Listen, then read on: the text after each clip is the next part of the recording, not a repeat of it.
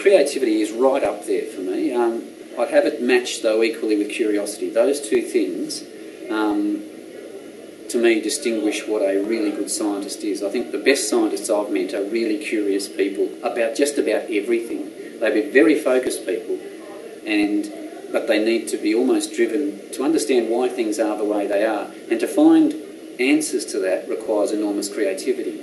Not accepting the status quo, not accepting necessarily the current explanation, to think of other ways of looking at things. So rather than the stereotypic view of a scientist being a boring old coot in a white coat, I think scientists are some of the most creative people I know. I think science is profoundly creative. I'm particularly...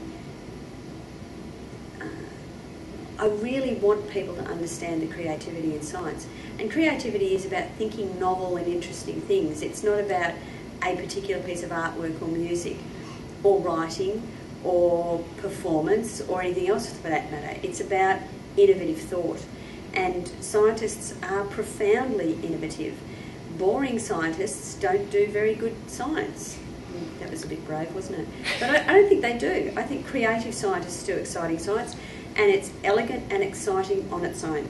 And yes, creativity is a core part of science. You must be creative, or else you won't be able to make those intellectual leaps that make it really satisfying and interesting.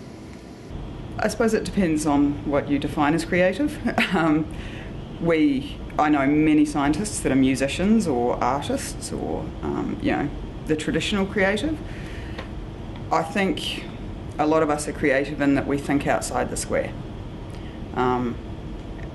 We're not constrained to think along the normal lines that people are.